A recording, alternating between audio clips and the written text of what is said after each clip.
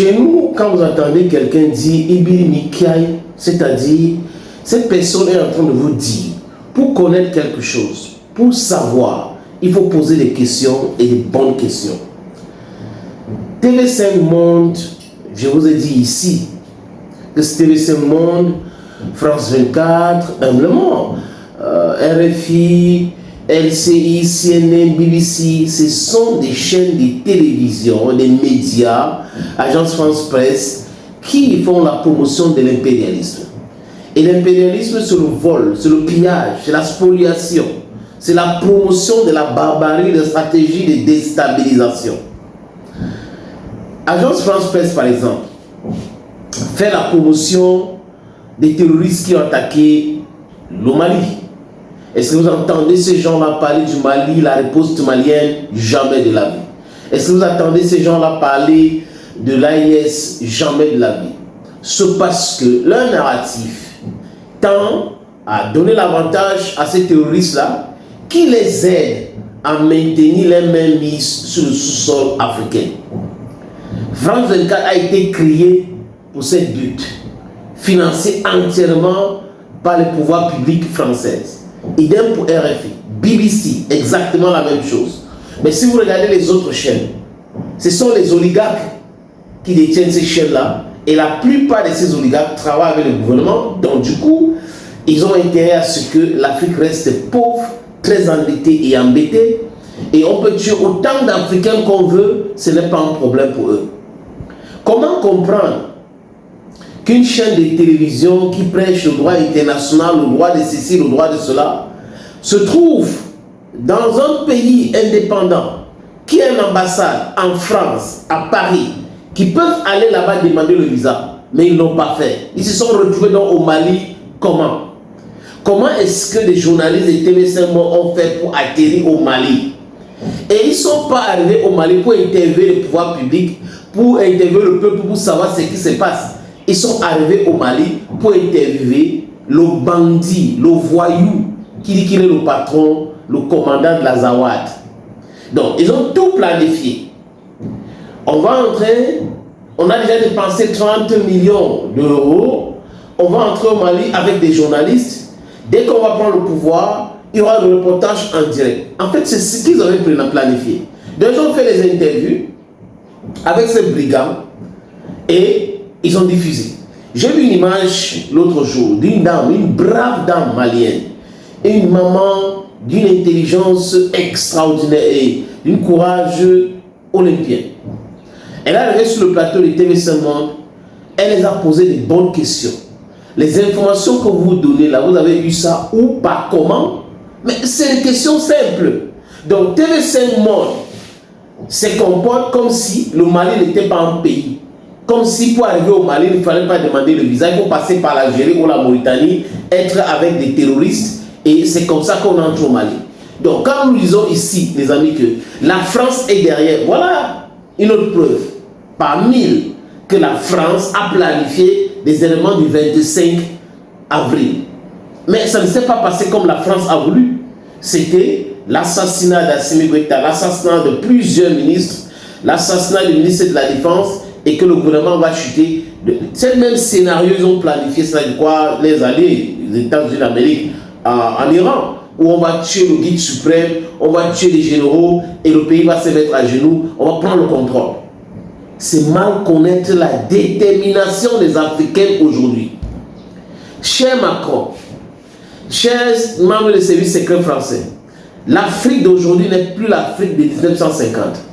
Les Africains en ont comme ça là. Ras-le-bol. Donc vous ne pouvez pas, même si Assimi Goïta a été mort le 25, le Mali ne devrait jamais être dirigé par un pro-français. C'est pas possible. Il faut enlever ça dans vos têtes.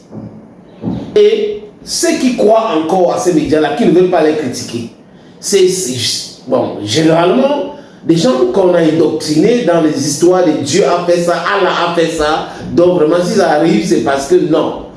Nous devrons savoir défendre nos intérêts. L'intérêt de l'Afrique aujourd'hui, ce n'est pas la vassalisation avec la France. Quand j'entends des gens dire mais la Russie n'a absolument rien fait.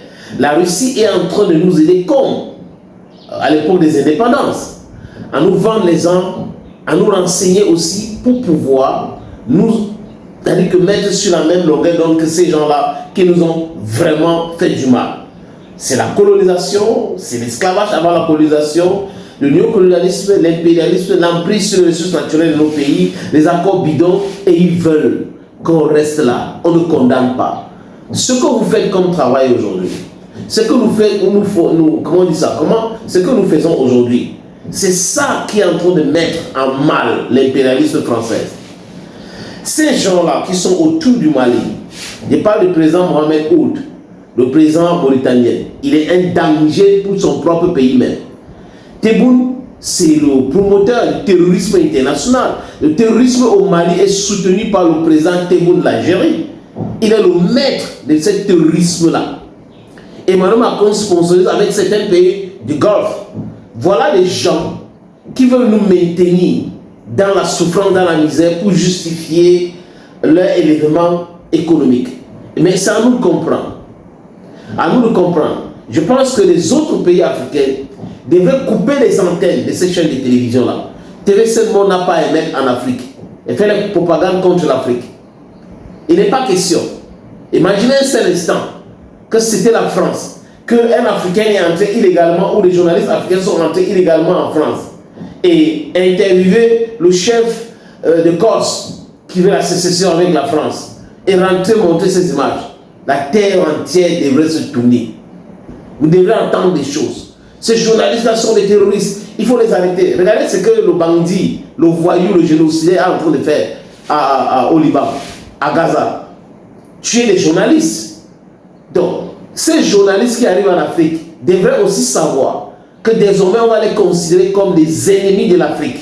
Donc, si vous êtes avec les terreaux, vous êtes des terreaux. Si les autorités compétentes, légitimes, légales, ne vous ont pas donné l'autorisation, le visa pour entrer dans le pays et que vous entrez illégalement pour interviewer ces voyous-là, vous êtes aussi des voyous. Donc il y a des voyous du TV5 Monde qui sont des terroristes, qui sont arrivés en Afrique illégalement, qui sont arrivés au Mali, désolé les amis, illégalement, et ont interviewé des voyous. C'est de ça qu'il est question. Donc TV5 Monde devrait nous dire maintenant qui les a donné le visa. Ils sont arrivés par comment? Voilà, ça ce sont des choses inacceptables. Et si vous avez entendu Reporters sans frontières condamner cela, donc comme c'est le Mali, toutes les épées peuvent entrer et sortir comme ils veulent et autres. Non, le Mali d'aujourd'hui, l'Afrique d'aujourd'hui n'est pas l'Afrique d'hier. Vous devrez comprendre cela, mettez ça dans vos têtes là. L'Afrique mérite d'être respectée et vous allez nous respecter. Nous allons imposer le respect. And now on one time, we go impose respect. Africa is not for you. Africa is for Africans. If we need authorization to enter into your countries, even as journalists, you too, you need authorization to enter into our country. You don't need to just enter like that with bandits and then interview them and you're gone and you say that's journalism. That's thievery, that's terrorism. And these journalists of TV5 Monde, they should be condemned. Those acts they have posed are acts of terrorism. They are against the country, they are against Mali, they are making promotion for terrorism, they are encouraging barbarism in Mali. We should condemn it in total. Arongobi.